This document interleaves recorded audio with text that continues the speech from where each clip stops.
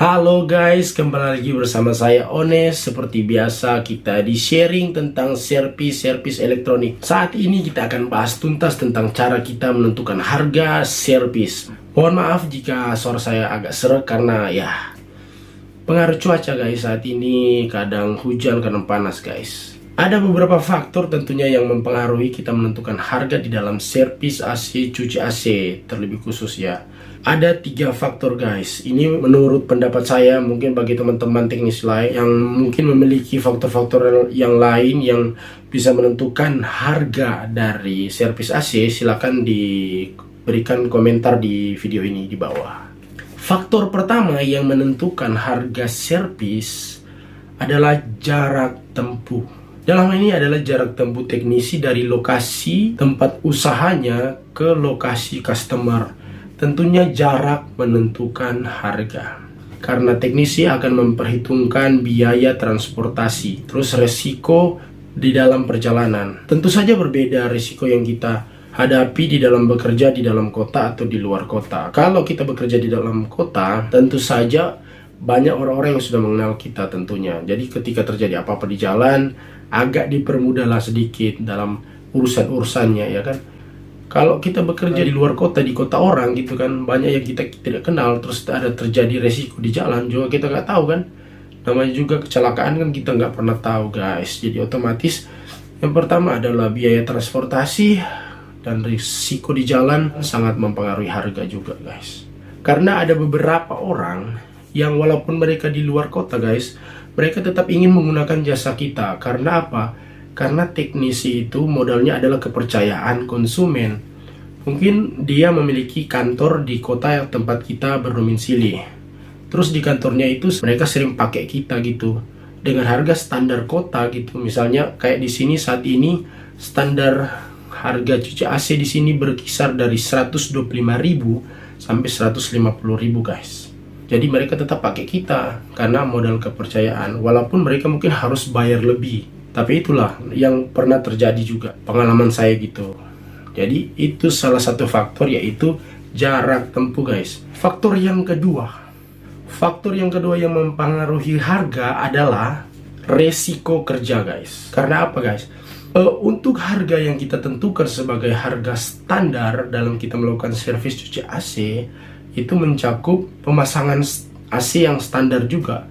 Yaitu misalnya posisi AC itu di satu bangunan lantai 1, yang ketika kita berdiri itu di atas permukaan tanah dengan konstruksi bangunan satu lantai, kita otomatis risiko kerjanya kan tidak terlalu besar. Beda cerita dengan harga yang kita tentukan ketika kita melakukan servis cuci AC di bangunan misalnya lantai 2, lantai 3, lantai 4, dan seterusnya guys. Otomatis harganya pun berbeda guys, karena risiko kerjanya pun berbeda guys. Jadi sebagai konsumen seharusnya Bapak Ibu mengertilah dengan risiko kerja seorang teknisi. Faktor yang ketiga yang menentukan harganya adalah faktor kerjasama. Faktor kerjasama sangat menentukan harga guys. Karena ada konsumen yang ketika kita berkunjung ke rumahnya, dia bilang kayak gini, ya udahlah nanti AC saya nanti kalau ada terjadi masalah baru saya hubungi Bapak ya.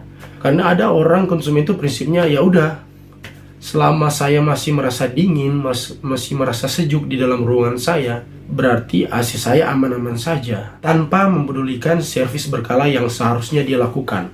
Resiko yang ditimbulkan ketika AC yang tidak pernah dicuci di servis itu terhadap unit itu, Anda bisa tonton di video saya sebelumnya. Dan ketika Anda ingin tahu resiko terhadap diri Anda ketika AC itu tidak pernah dicuci, Anda juga bisa tonton di video saya yang pertama. Jadi ada customer yang demikian, mereka ya udah, selama AC saya aman, dingin, saya tidak akan panggil teknisi. Nanti kalau AC saya udah ada masalah, berarti itu butuh teknisi. Ada orang yang prinsipnya seperti itu guys. Jadi itu prinsip yang salah guys, tidak boleh guys. Karena AC itu harus dilakukan perawatan rutin berkala, minimal setiap 3 bulan sekali, maksimal itu setiap 6 bulan sudah harus dilakukan servis cuci.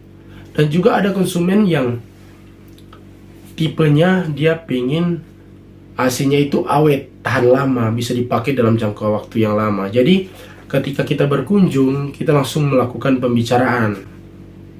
Kalau faktor yang pertama itu yaitu konsumen yang ya udahlah, nanti kalau AC saya rusak, baru saya, misalnya AC-nya udah bocor, itu airnya udah keluar dari dalam, baru nanti dia telepon teknisi.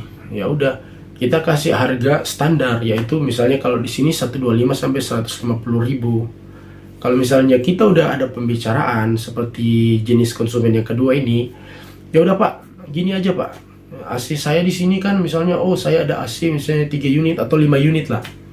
Di rumahnya dia itu rumah besar, terus ada AC, ada 5 unit misalnya ya. Ya udah Pak, nanti Bapak kita kerjasama ya Pak. Bisa kita sangat bersedia untuk buat kontrak gitu, kontrak kerjasama bersama konsumen. Jadi misalnya, ya udah Pak, kebetulan nih AC saya 5 nih Pak, ya kan.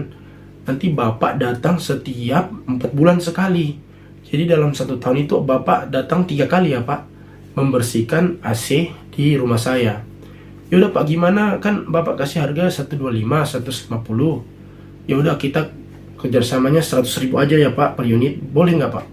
Sangat boleh guys, sangat boleh. Karena apa?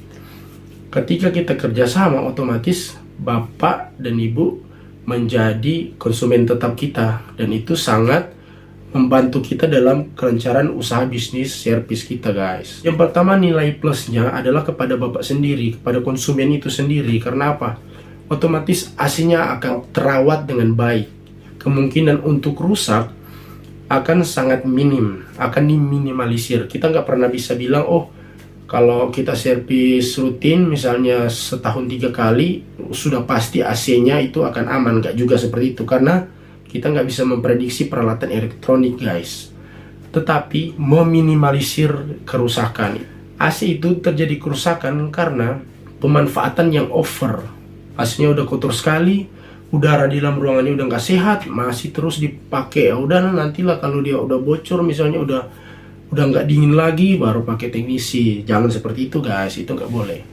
Jadi konsumen yang kedua ini konsumen yang bijak menurut kami, karena ketika mereka melakukan kerjasama dengan kami, diuntungkan AC-nya bisa dipakai dalam jangka waktu yang lama, resiko kerusakan diminimalisir, udara di dalam ruangannya otomatis pasti bersih dan sehat karena AC-nya selalu rutin dibersihkan.